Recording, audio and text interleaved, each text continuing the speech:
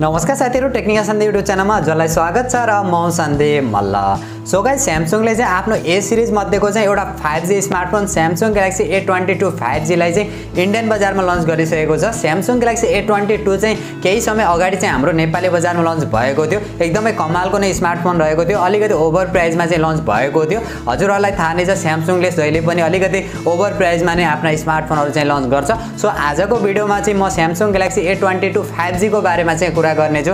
के feature specification रहेका छन् र हजुरहरुका लागि चाहिँ यो स्मार्टफोन कतिको बेस्ट रहेको छ।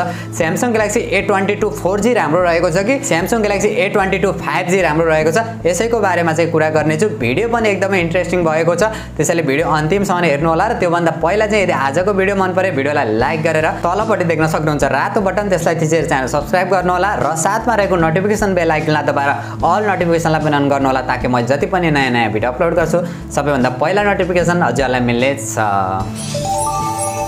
ओके, सो गाइज अब चाहिँ ढिला नगरी आजको भिडियो सुरु गर्न चाहन्छु र स्यामसङ ग्यालेक्सी A22 5G को बारेमा कुरा गर्ने हो भने सबैभन्दा पहिला चाहिँ म यसको डिजाइन, डिस्प्ले र बिल्ड क्वालिटीबाट चाहिँ सुरु गर्न चाहन्छु।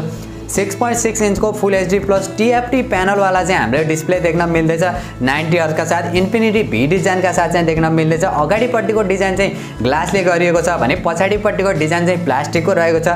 प्लास्टिककै फ्रेम देख्न मिल्छ। ओभरअलमा डिजाइन, डिस्प्ले र बिल्ड क्वालिटीको बारेमा कुरा गर्ने हो भने चाहिँ यसको बिल्ड क्वालिटी र यसको डिजाइन चाहिँ प्राइसिङलाई हेर्ने हो भने डिसेन्ट खालको चाहिँ रहेको छ। तर यसको डिस्प्ले भने एकदमै डाउनग्रेड चाहिँ गरेको छ, किनभने योभन्दा पहिला पनि स्यामसङले यो प्राइस सेगमेन्टमा चाहिँ सुपर एमोलेड डिस्प्ले दिने गरेको थियो। तर यसमा चाहिँ 5G को नाममा चाहिँ एकदमै सानो, एकदमै नर्मल डिस्प्ले दिएको छ। TFT प्यानल वाला जो हामीले 10, 12, 15 हजार को प्राइस सेगमेन्टका स्यामसङका स्मार्टफोनहरुमा चाहिँ पाउने गर्दछौं, त्यो वाला डिस्प्ले चाहिँ युज गरेको छ। तर यसमा चाहिँ जुन कन्ट्रास्ट रेशियो भयो अनि PPI पिक्सल डेन्सिटी चाहिँ अलिकति राम्रो चाहिँ देख्न मिल्छ। तर इन्डोरका लागि भने ठीकठाक रहेको छ, तर आउटडोरका लागि भने यसको डिस्प्ले एकदमै लो क्वालिटी वाला रहेको छ। मलाई त कति पनि चित्त बुझेको छैन यो चाहिँ। यसमा चाहिँ हामीले वाइड 1 L1 को पनि सपोर्ट देख्न मिल्छ भने सफ्टवेयरको बारेमा कुरा गर्ने हो भने एन्ड्रोइड 11 का साथ देख्न मिल्छ। One UI कोर 3.1 को चाहिँ UI देख्न मिल्छ।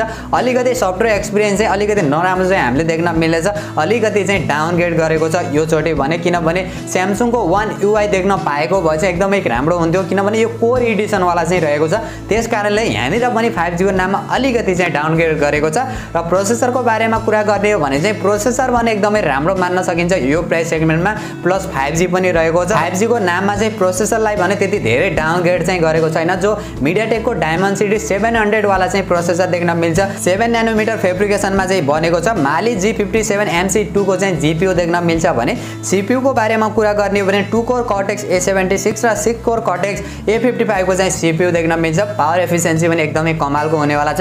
गेमिङ परफर्मेन्स पनि एकदमै राम्रो चाहिँ देख्न मिलेछ। इन्ट्रेस्टिङ कुरा भनेको हामीले यसमा 11 वटा चाहिँ 5G ब्यान्ड चाहिँ देख्न मिलेको छ। यो भने एकदमै कमालको कुरा हुन जान्छ। यो भन्दा पहिला चाहिँ जति पनि स्मार्टफोनहरु आएका थिए 5G को नाममा तिनीहरुमा 2टा 3टा मात्रै ब्यान्डहरु चाहिँ दिने गर्थ्यो। अब 5G अहिलेसम्म आएको छैन, पछि फ्युचरमा चाहिँ त्यो ब्यान्ड 5G मा चाहिँ सपोर्ट गर्छ गर्दैन त्यसको कुनै ग्यारेन्टी थिएन। यो स्मार्टफोनमा भने 11 वटा चाहिँ 5G ब्यान्ड दिएको छ। प्रोसेसरको ओभरअलमा कुरा गर्ने हो भने पनि एकदमै राम्रो चाहिँ मान्न सकिन्छ यो प्राइस सेगमेन्टमा हेर्ने हो भने। तर पनि अलिकति अपग्रेड चाहिँ गर्न सक्थ्यो, तर 5G को नाममा चाहिँ यो पनि हामीले राम्रै मान्न सकिन्छ। र क्यामेराको बारेमा कुरा गर्ने हो भने पछाडिपट्टि हामीले 3 वटा क्यामेरा देख्न मिल्दैछ।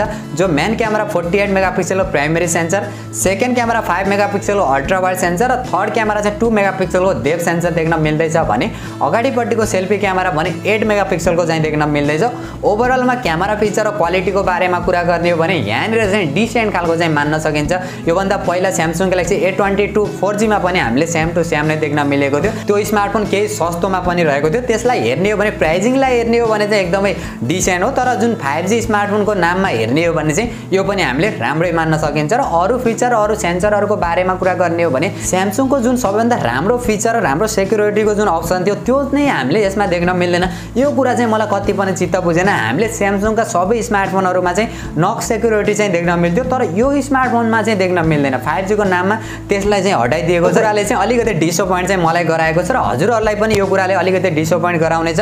3.5mm को हेडफोन ज्याक देख्न मिल्नेछ। साइड माउन्टेड फिंगरप्रिन्ट सेन्सर देख्न मिल्नेछ। मिल्नेछ डेडिकेटेड माइक्रो एसडी कार्डको स्लट देख्न मिल्नेछ लाउड स्पिकरको पनि सपोर्ट रहेको छ अरु सानातिना फिचर सेन्सरहरु सबै हामीले यसमा देख्न मिल्नेछ गाइरोस्कोप भयो प्रोक्सिमिटी भयो एआई ब्युटी मोड भयो नाइट मोड अरु सानातिना फिचर र सेन्सरहरु सबै हामीले यसमा देख्न मिल्नेछ भने ब्याट्रीको बारेमा कुरा गर्ने हो भने 5000 mAh को ब्याट्री देख्न मिल्छ 15 वाट को charger USB type C port देख्न मिल्छ यो प्राइस सेगमेन्टमा 15 वाट को चार्जर यो पनि कति पनि सुहाउँदैन र्याम र स्टोरेजको बारेमा कुरा गर्ने हो भने LPDDR4X र्याम र eMMC 5.1 को चाहिँ स्टोरेज देख्न मिल्छ रिड एन्ड राइट को एक्सपिरियन्स भने हामीले राम्रै देख्न मिल्नेछ इन्डियन बजारमा दुईवटा भेरिएन्टमा लन्च भएको छ 6GB + 128GB र 8GB + 128GB का साथ चाहिँ लन्च भएको छ यो भन्दा पहिला Samsung Galaxy A22 4G चाहिँ हाम्रो नेपाली बजारमा एउटा मात्र भेरिएन्टमा लन्च भएको थियो लगभग 27-28 हजार मा चाहिँ लन्च भएको थियो अब त्यसलाई हेर्ने हो भने चाहिँ एकदमै ओभर प्राइस नै रहेको छ यसको प्राइसकै बारेमा कुरा गर्ने हो भने जो यसको बेस भेरिएन्ट चाहिँ लगभग हामीले चाहिँ 30 देखि 35 हजार को बीचमा देख्ने सम्भावना चाहिँ रहेको छ भने यसको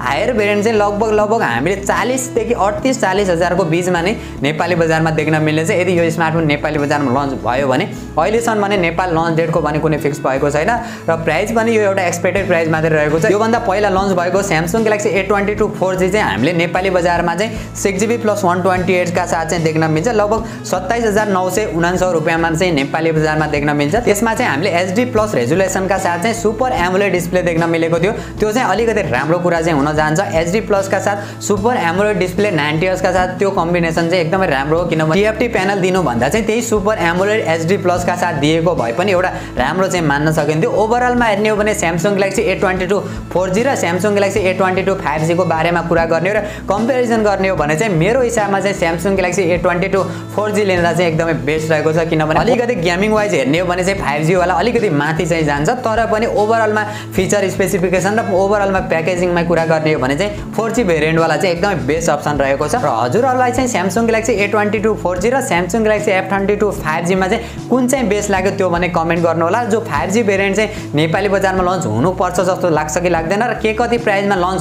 भइदियो जस्तो चाहिँ हजुरहरुलाई लाग्छ त्यो भने कमेन्ट गर्नु होला र यदि आजको भिडियो मन पर्यो भिडियोलाई लाइक गरेर तलपट्टि देख्न सक्नुहुन्छ रातो बटन त्यसलाई चिजेर च्यानल सब्स्क्राइब गर्नु होला र साथमा रहेको नोटिफिकेसन बेल आइकन दबाएर अल नोटिफिकेसनलाई पनि अन गर्नु होला ताकि मैले जति पनि नयाँ भिडियो अपलोड गर्छु सबैभन्दा पहिला नोटिफिकेसन हजुरहरुलाई मिल्नेछ